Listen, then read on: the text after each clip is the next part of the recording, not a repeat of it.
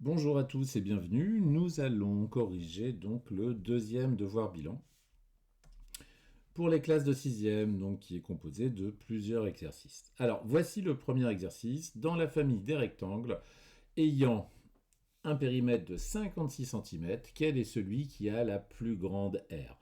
Donc cet exercice est très important parce que l'objectif est de vous faire comprendre que deux grandeurs R et périmètre, même si elles concernent le même polygone, ici le même rectangle, n'ont rien à voir l'une avec l'autre. Elles ne dépendent, enfin, elles ne sont pas liées par aucune relation que ce soit. D'accord? Donc on va, ici l'exercice est simple, on va prendre quelques différents rectangles qu'on va choisir, ayant donc un périmètre de 56 cm, et puis on va calculer leur R, et puis on va comme ça essayer de trouver celui qui a la plus grande R. Allez, alors, comme on a plusieurs valeurs, je vais créer un tableau. Alors, ici, j'ai dessiné, j'ai tracé donc un rectangle pour bien indiquer ici que je nommais grand L la longueur et ici petit l la largeur de mon rectangle. Ensuite donc j'ai tracé mon tableau. Donc dans la première colonne, je vais mettre les longueurs exprimées donc en centimètres. Donc j'en ai mis quelques-unes au hasard. Ici les largeurs que je vais calculer donc en fonction des longueurs parce qu'on sait que le périmètre doit faire 56. Ici donc le périmètre. Donc on peut écrire tout de suite le résultat, parce que le périmètre sera de 56 cm. Alors j'ai vraiment mis cette colonne pourquoi? Pour bien indiquer la formule du périmètre. On sait que le périmètre, c'est 2 fois la longueur plus 2 fois la largeur. Hein, c'est la longueur du contour. Donc dans un rectangle, on a 2 longueurs, 2 largeurs. Donc voilà, on fait bien cette somme-là. Et ensuite, là, ici, on a une colonne pour calculer l'aire de ce rectangle. L'aire, c'est donc la formule, c'est longueur fois largeur. Et je vous invite à retourner voir les activités, le cours sur lequel on avait travaillé, si jamais vous avez un petit doute sur cette formule. Allez, c'est parti. Donc, ici, si on a une longueur qui fait 14... Alors, je vais prendre le stylo vert. Si on a une longueur qui fait 14 cm. Alors, on va faire 14 fois 2. Il nous reste 28. Alors 56 moins 28, eh bien ça fait 28. Donc la somme des deux largeurs fait 28. Si on divise encore par 2, on va obtenir ça, donc une largeur de 14. Ici, vous voyez, si on a une longueur qui est égale à 14, eh bien finalement, on a une largeur qui est égale à 14. Donc ici, on va faire 2 fois 14 plus 2 fois 14. La longueur est égale à la largeur. Et on va obtenir donc 56, donc exprimé en centimètres. Donc maintenant, on peut calculer l'aire. Donc ici, on est dans un cas particulier, vous l'avez bien compris, c'est le cas du carré. Et on peut calculer l'aire de ce carré. 14 multiplié par 14, ça va nous faire 196. Et ici, on n'est pas sur une longueur, on est vraiment sur une unité d'aire. Donc 196 cm². Allez, on continue. Alors ici, j'ai choisi un autre rectangle, celui qui aurait une longueur égale à 20.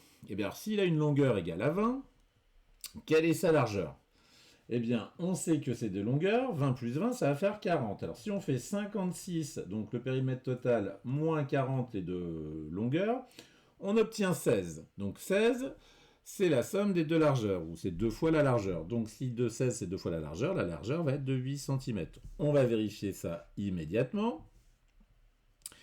Donc ici, le périmètre 2 fois 20, 40, plus 2 fois 8, 16. 40 plus 16, ça fait bien 56. Ici, quel est son R?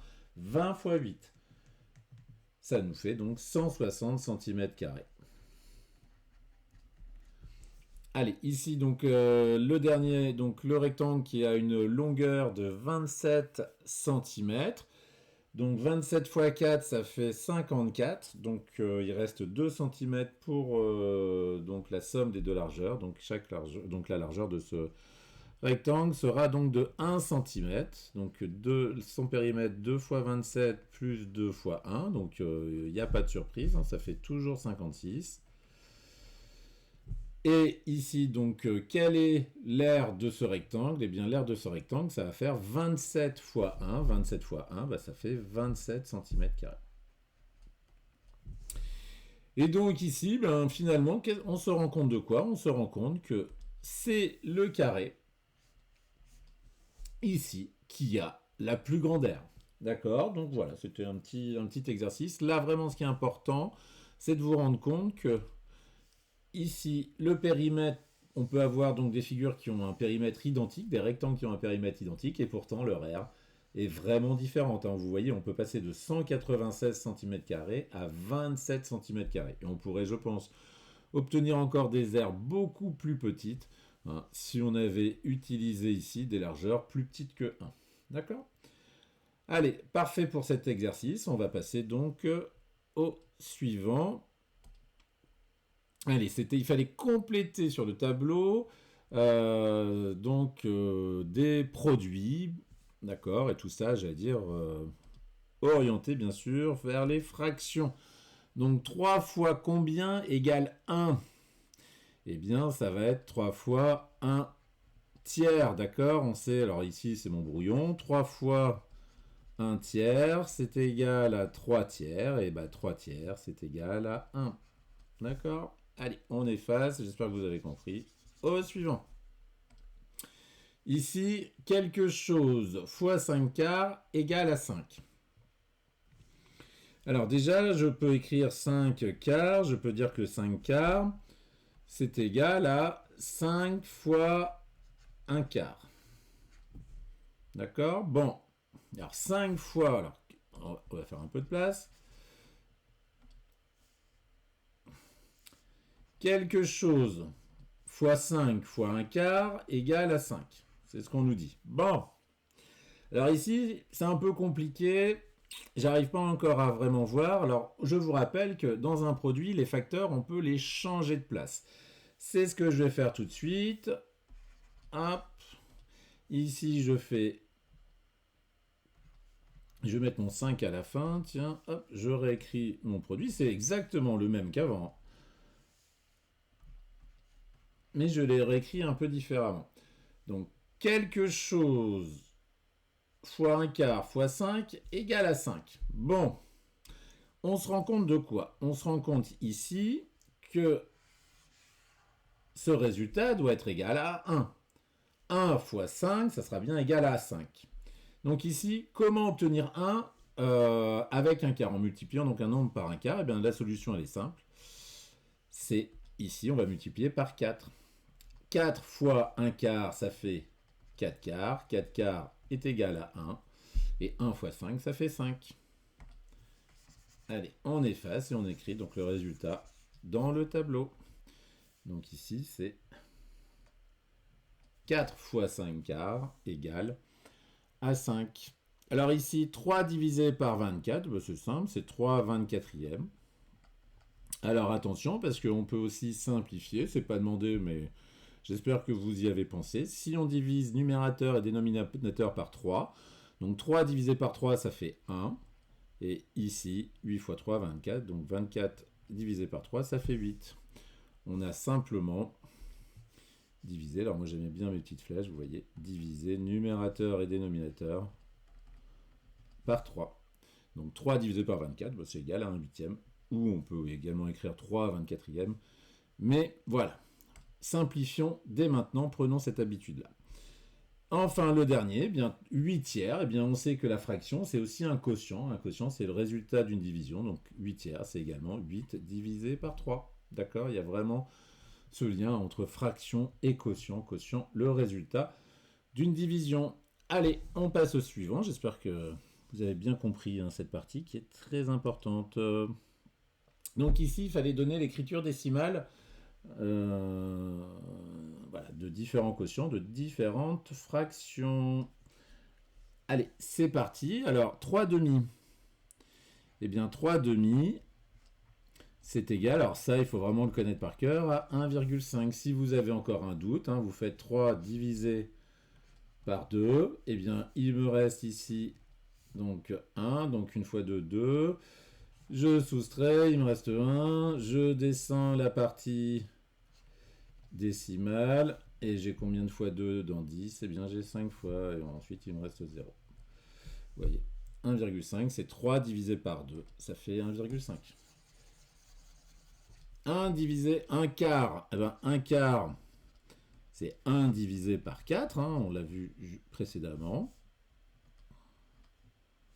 Et 1 divisé par 4, eh ben, je peux poser ma division, je peux poser ma division tout court et je vais obtenir 0,25.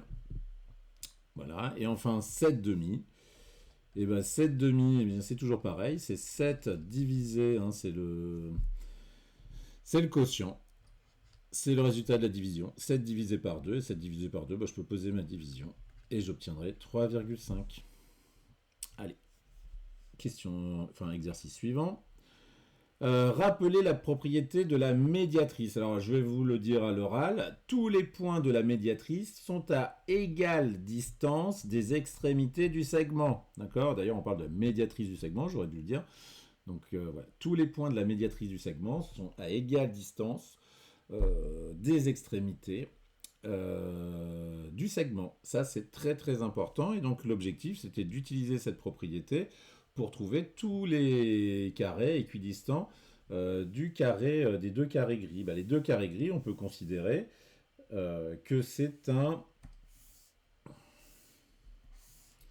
Voilà, que les deux carrés gris sont un... Alors bon, voilà, je vais essayer de faire comme ça. Sont un segment...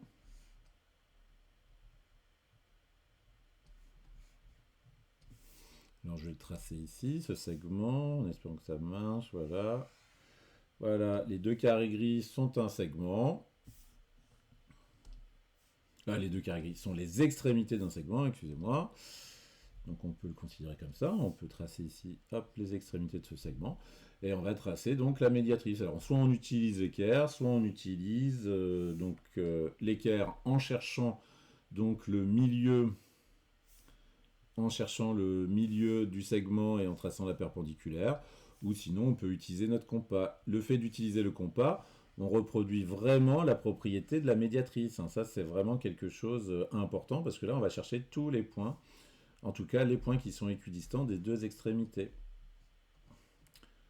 Voilà, alors, hop, le temps d'utiliser, c'est un petit peu plus long que... Voilà. Ah, j'ai loupé. J'ai perdu mon compas, je suis obligé...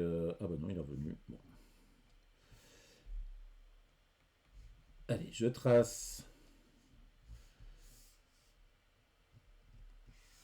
mes extrémités. Bon, c'est pas simple à manipuler, hein, je fais de mon mieux. Alors ici, ça va pas... Voilà, alors je suis obligé de refaire... Bon, je vais garder... Voilà, je vais tout faire d'un coup.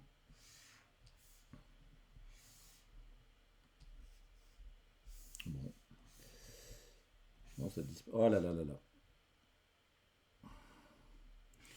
Alors, l'outil a bel et bien disparu. Je me retrouve un petit peu en difficulté dans cette manipulation.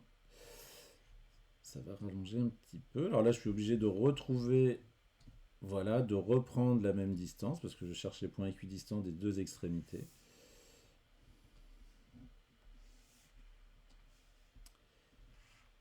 Ah là là là. Et là, j'ai bougé ma...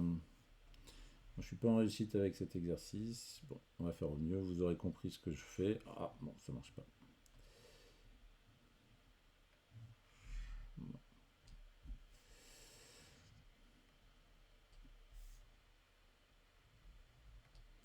Voilà, j'y suis à peu près arrivé.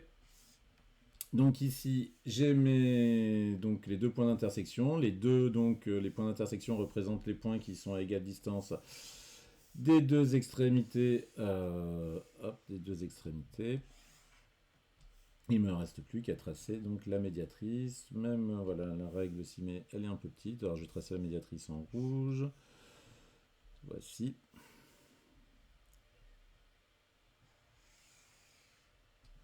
Voilà. Alors comment colorier maintenant les points qui sont qui sont à égale distance des deux extrémités? Ben, c'est les points qui sont sur la médiatrice, d'accord?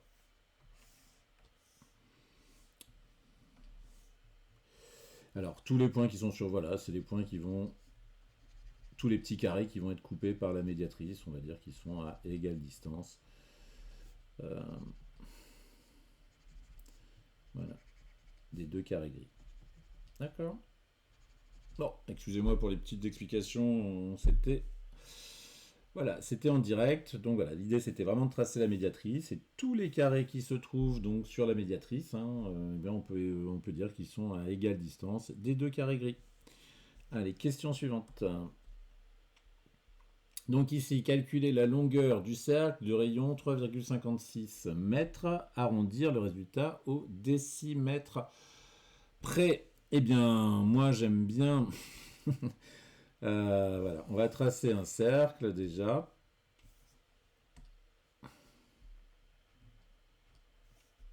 Et donc ici, on sait que donc le rayon c'est cette partie, c'est cette longueur plutôt, 3,56 mètres.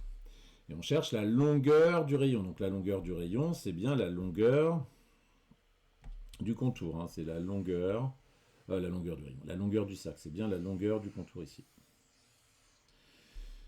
Donc ici, il faut connaître une formule qui est très importante. Longueur du cercle, c'est égal à 2 fois pi fois rayon. Alors, si on avait eu le diamètre, on aurait pu utiliser donc la même formule, mais qui s'exprime en disant que la longueur du cercle, c'est égal à pi fois le diamètre, parce que forcément, 2 fois le rayon, ça donne le diamètre. Bon, ici on a le rayon, gardons le rayon. Donc 2 fois pi fois rayon, eh bien ça nous fait 2 fois pi fois 3,56 mètres. Alors, on sait que dans un produit, on peut changer les facteurs de place, c'est pas gênant. Donc je vais faire 2 fois 3,56. 2 fois 3,56, ça fait 7,12. Donc ça fait 7,12 fois pi mètres. Ça, c'est la valeur exacte. Et maintenant, on va l'arrondir en utilisant donc soit 3,14, soit la valeur pi de sa calculatrice. Alors moi, je vais utiliser la valeur pi de ma calculatrice. Donc 7,12 fois donc la valeur pi, ça me fait donc ici environ 22,368. Alors j'écris pas mal de chiffres après la virgule. Donc voilà l'arrondi de la longueur du cercle. Alors par contre, on me demande une précision particulière. On me demande le résultat au décimètre près. D'accord? Donc on peut garder bien sûr le résultat en mètres. C'est même, j'allais dire, il n'y a pas de raison de changer l'unité. Mais par contre, pour la précision, on demande au décimètre. Alors ici, le 2, ici, c'est les mètres.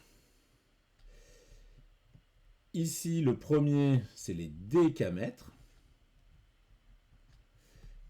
Et ici, c'est les décimètres. Ce chiffre 3 et le chiffre 6, c'est le chiffre des centimètres. D'accord?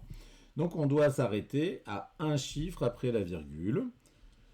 Donc la longueur du cercle, elle va être environ de 22, alors maintenant ce chiffre, donc le chiffre 3, est-ce que ça va être 3 ou est-ce que ça va être un autre chiffre? On sait que 22, on peut dire 36, est compris entre 22,3, valeur approchée par défaut, et 22,4, valeur approchée par excès.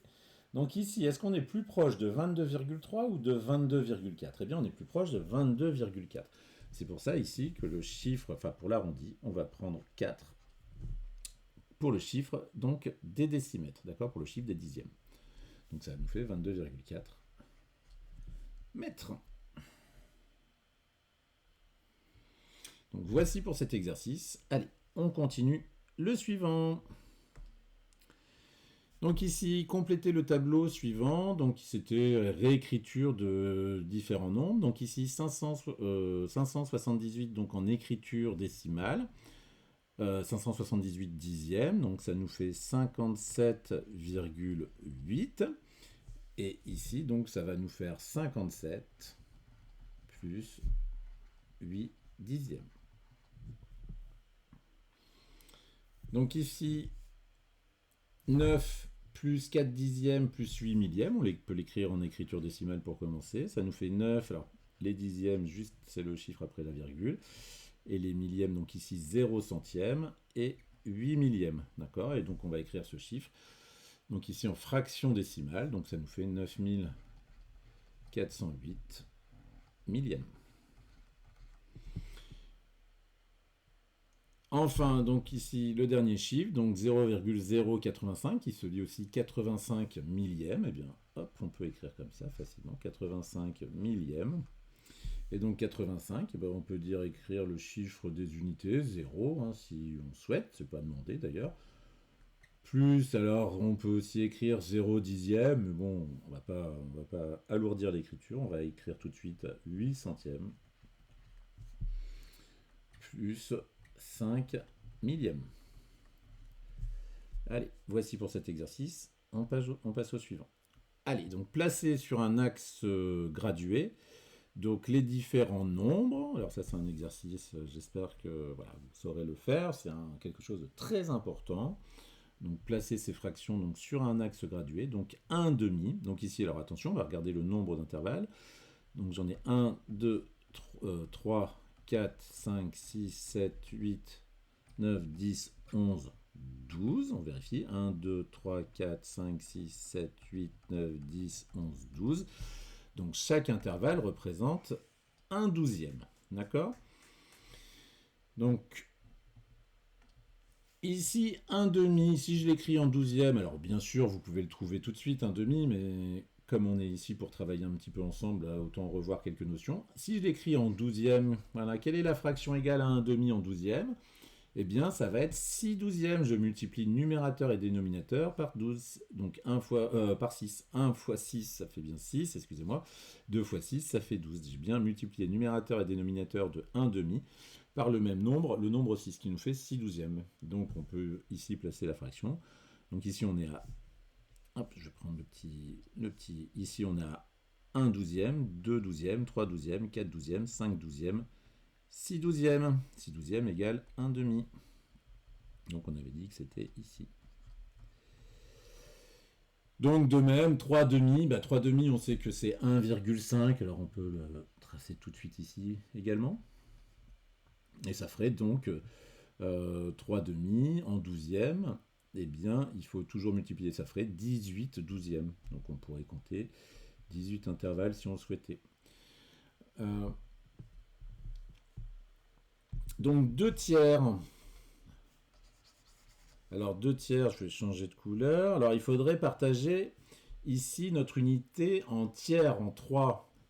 Alors on pourrait, en comptant, se dire, tiens, regardez, si je fais mes marqueurs rouges ici, en rouge, j'ai bien partagé donc mon unité en 3 parts égales. D'accord? Donc ici, j'ai un tiers. Un tiers, autant pour moi. Ici, donc j'aurai 2 tiers. D'accord? Donc on peut le faire comme ça fonctionne bien. Après, on peut aussi le faire d'une façon un peu plus experte, en se disant, 2 tiers, je vais transformer 2 tiers en douzième, parce que ici, mon axe gradué est exprimé en douzième. Eh bien, 2 tiers, quelle est la fraction en douzième qui est égale à 2 tiers? Eh bien, ici, je multiplie mon dénominateur par 4. 4 fois 3, 12. Eh bien, je vais multiplier mon numérateur également par 4. 4 fois 2, 8.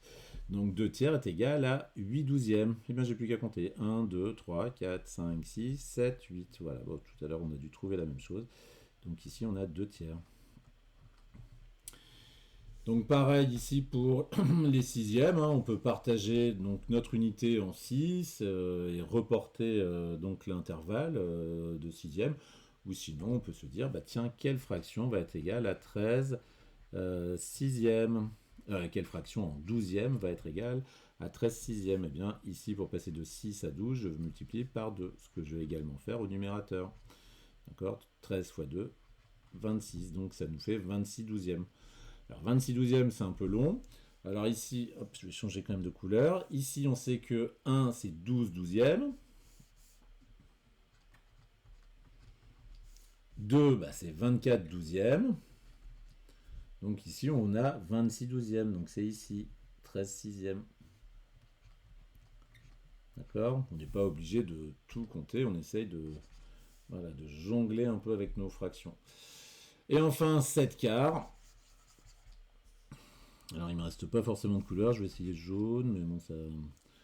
Alors, 7 quarts, quelle est la fraction en douzième qui est égale à 7 quarts? Eh bien, pour passer de 4 à 12, je multiplie par 3.